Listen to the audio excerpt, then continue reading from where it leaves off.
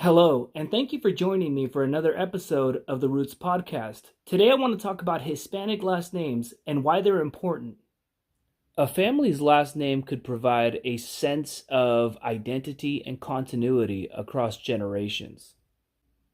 They also help you in tracing your ancestry and in feeling connected with your traditions and family legacy. A last name could also serve as a symbol of a family's cultural or ethnic heritage. And passing that last name down to future generations could help you in preserving that heritage.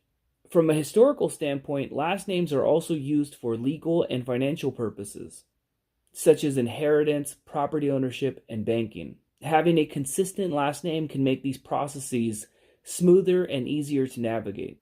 And this is particularly important. In Hispanic culture, last names traditionally also come with a level of prestige in your local community.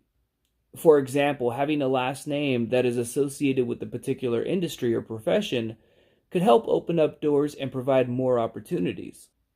When you're doing your genealogy, sometimes you might notice that some of your ancestors used, 2, 3, or 4 last names at any point in their lifetime. Last names carried a level of prestige and oftentimes reflected a status of nobility. Overall, a family's last name can play an important role in shaping one's legacy, identity, and connections across generations. So there are a few different types of Hispanic last names. Let's start off with patronymic names. A patronymic last name derives from a father's name, but there's only a couple different last names that are used in this scenario. Very early on in medieval history, people didn't have last names. They had first names. So some last names we have today derive from the medieval period where people were using their father's first name to identify their families.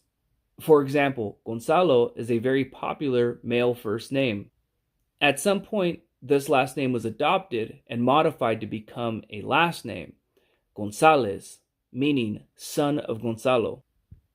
There are a few different reasons why this EZ conjugation developed, but I'll cover that in a separate video. Next, there are geographical or habitational surnames. This last name is derived from a place of origin of a particular family.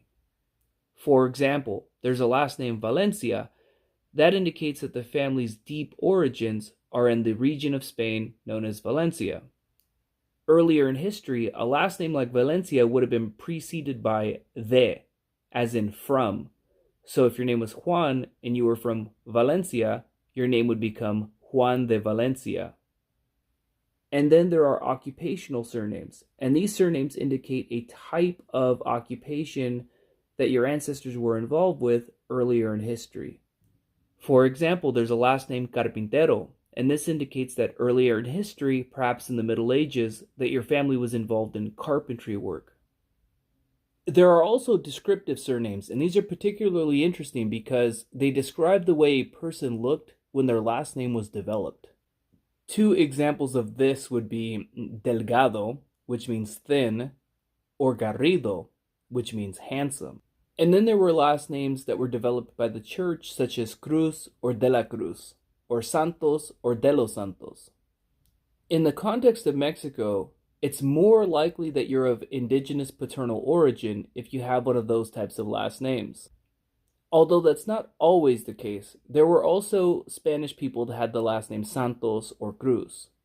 Now, every single family has their own legacy, so when you're doing genealogy, it's up to you to find out what that legacy was. And as you research that history, at some point you're also going to start thinking about what type of legacy you're going to leave behind, and what type of honor you're going to bring to your own last name. And so genealogy can tell you a lot about where you are from, but it could also inspire you to move your family's legacy into the future. So I'm going to go ahead and end the discussion right there. We've covered a lot today. Thank you so much for tuning in, and I'll see you all again next week.